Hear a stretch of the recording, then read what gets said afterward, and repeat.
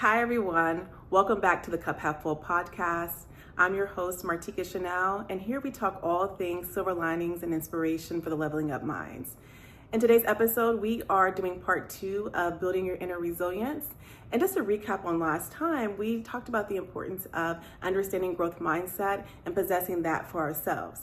We also talked about the importance of building connections and community and how that will help to boost our resilience. We touched on self-care and what to do in terms of escapism and just finding something to help decompress whenever we are in a stressful situation, connecting with nature, tapping into our hobbies, and understanding what those things are for ourselves. And we're going to continue on today with 3 additional techniques that we can have in our back pocket, and so that we are able to continue to build on resilience techniques. So for starters, problem-solving skills.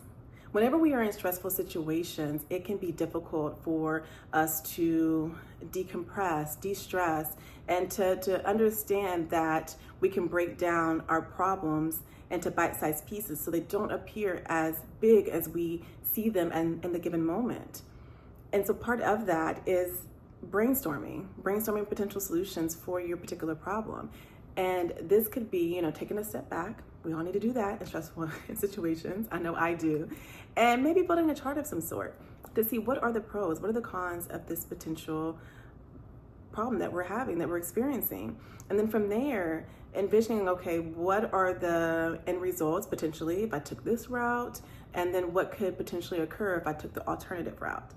So we're just taking a step back and understanding. And whenever we're in these situations and we're taking that step back, breathing throughout this onset of this issue, I always do a few deep breaths, and it really works. I even practice this with my children. I'm like, do we need to take a deep breath? Because a lot of times whenever you do that, it helps to calm you. Whether it's 1 to 3 breaths, it helps to calm you. So if you aren't doing that, that's something to do as well in a stressful environment. And then from there, once you're developing these different action plans, and let's say that you decide to employ action 1 or plan 1, even if it doesn't work out, you're able to see, okay, this worked and this didn't. And so next time I'll approach this in a different manner, one that's potentially more successful the next time.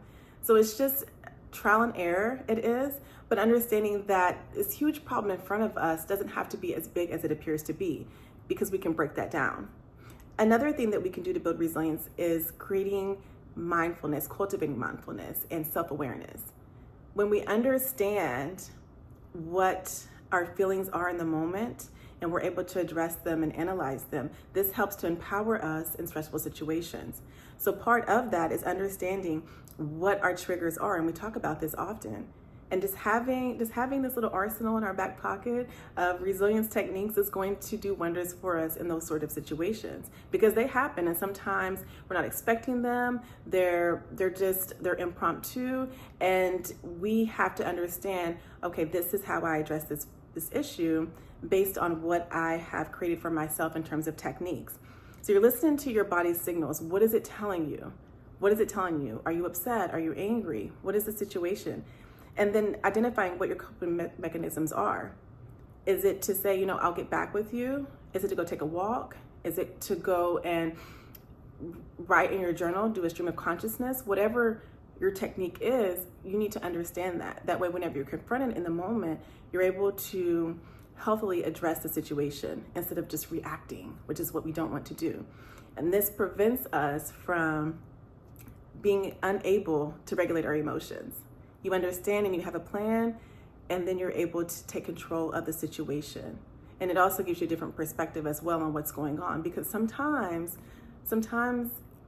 the situation isn't as it appears to be. So whenever we do take that time to really analyze to see what's going on, maybe it's the other person, maybe they're having an off day, maybe it's not, maybe it's their character building day, who knows, right? But we don't have to receive the projection of emotions of others, but we don't know that unless we are self-aware. And then we're also talking about finding meaning and purpose.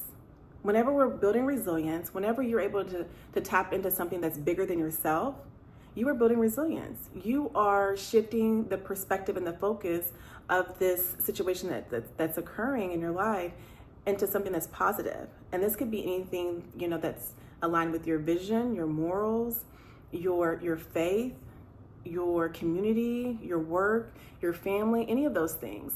But whenever you're able to do that, you're strengthening yourself first and foremost, but you're able to provide a sense of perspective and motivation during these tough times, because that's really what we need. When something's going on, you do need to have a focal point that's also from a positive space. And so this affords you the opportunity to do just that. And also it also forces you to affirm what your why is. What is your why? Why are you doing this? So tapping into that. And then lastly, practicing gratitude. This is super important, especially whenever we are cultivating an abundant life ourselves. We have to be able to show gratitude. I know I keep a gratitude journal, and it helps me because perspective. Whenever something's happening, sometimes we have the desire to want to tap into that snowball effect. And I think some of us must know what that is, because we've done it, or we've since grown from it, because we've understood, okay, that's what that is. And I want to steer from that. And the snowball effect, for those who don't know, is you're looking at something from a negative standpoint, but you're going to your archives and you're going all the way back to seeing, this is where it's proven that life is difficult for me, that people are terrible to me, that I always run into these sorts of situations that are awful. And you go back to that archive and you begin to pull, and this can even go back to whenever you were a child. You begin to pull all of these scenarios and instances where this has occurred to prove your point that this is always happening to you, versus still tapping into the archive, however, from a positive perspective. So let's shift our mind from thinking about the negatives to the positives. What are the positive times where people have shown up for you, where people have valued you and been supportive? Where are those archives? So pulling from those to change the narrative, to change the perspective on this, to show you that this is just a one-off type of instance that's just happening not to be in your favor in the moment. It's about building resilience. So tapping into that whenever we're showing gratitude. So ultimately, I just want us to understand that building resilience is not a destination. It's a journey. It's something that we're continuously doing. And it's something that we have to have, and we have to strengthen this tool, because it's going to help us during stressful times. It's going to allow us to bounce back quicker whenever things don't go our way or is askew to what we've envisioned in terms of the plan. So building resiliency, celebrating our progress, and ultimately, as we're navigating life's ups and downs, we're employing these 7 techniques that we've talked about in parts 1 and part 2. Implementing self-care techniques, developing problem-solving skills, having a growth mindset, and building on that.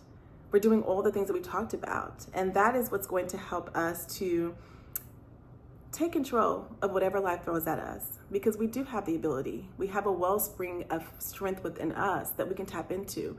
We just have to grow it and nourish it so that it can blossom and be in our favor whenever times are tough. So again, I'm your host, Martika Shanel. I appreciate you all for tuning in today for part 2 of building your inner resilience. I wish you nothing more than peace, joy, and unconditional happiness. Until next time.